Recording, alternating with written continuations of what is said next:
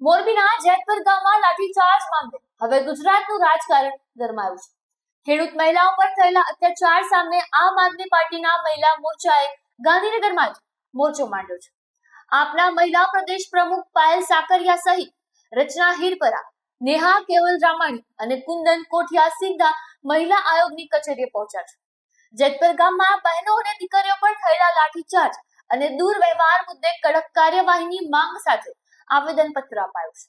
આમ આદમી પાર્ટીના મહિલા મોરચાના પ્રદેશ પ્રમુખ પાયલ સાકરિયાએ શું આક્રોશ વ્યક્ત કર્યો છે, સૌપ્રથમ આપણે એ સાંભળીએ. આજે ગાંધીનગર અને અમદાવાદના મહિલા ઉપાધ્યક્ષો સાથે આજે અમે મહિલા આયોગમાં આવ્યા હતા, કારણ કે જે પ્રમાણે જેતપર ગામે જે ખેડૂતો મહિલાઓ સાથે લાઠીચાર્જ કરવામાં આવ્યો, શારીરિક હિંસા પહોંચાડવામાં આવી અને આટલી દુઃખદ ઘટના બાદ પણ મહિલા આયોગ ચૂપ છે, મૌન રીતે જોઈ રહ્યું છે, ત્યારે આજે અમે એમને આવેદન આપવા માટે આવ્યા હતા કે ગુજરાતભરની મહિલાઓ અસુરક્ષિત અનુભવે છે. જ્યારે વિધાનસભાના આંકડાઓ બહાર આવતા હોય ત્યારે ખૂબ દુઃખ થતું હોય છે અને એ જોઈને ખૂબ આવનારા સમયની અંદર ખૂબ મોટો ભયનો માહોલ ઊભો થશે મહિલાઓની અંદર.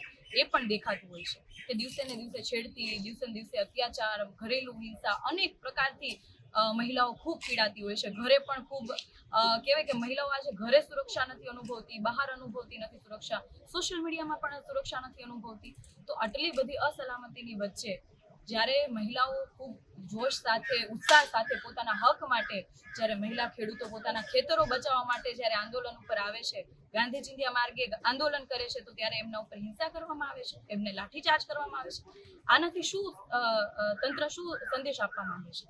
આજે ગુજરાતભરની મહિલાઓએ આ તમામ જે ઘટના બની છે જોયું છે ને, તમામ મહિલાઓની અંદર દુઃખ છે કે આવી હાલત આજે આપણી ગુજરાતની મહિલાઓ સાથે થઈ રહી છે. ત્યારે અમે મહિલા આયોગના અધ્યક્ષશ્રીને આવેદન આપવા માટે આવ્યા હતા, પણ દુઃખની વાત એ છે કે આટલા વર્ષો પછી પણ ભાજપ પાસે મહિલા આયોગના અધ્યક્ષ બનાવવા માટે સક્ષમ મહિલા નથી.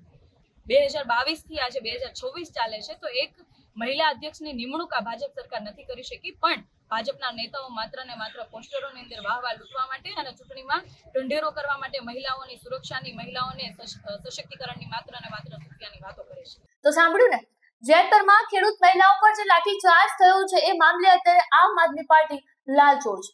પાયલ સાકરિયા સહિતના જે મહિલા આગેવાનો છે એમને ગાંધીનગર મહિલા આયોગ સમક્ષ ઉગ્ર રજૂઆત પણ કરી છે અને સરકારને આખા ગુજરાતમાં આંદોલનની ચીમકી પણ આપી છે. શું તમને લાગે છે કે આ પીડિત મહિલાઓને ન્યાય મળશે? તમારું શું મંતવ્ય છે? કોમેન્ટ કરીને જરૂરથી જણાવજો. આપના પોતાના પ્લેટફોર્મ લલકારને લાઈક કરો, ફોલો કરો, સબસ્ક્રાઇબ કરો અને શેર કરો.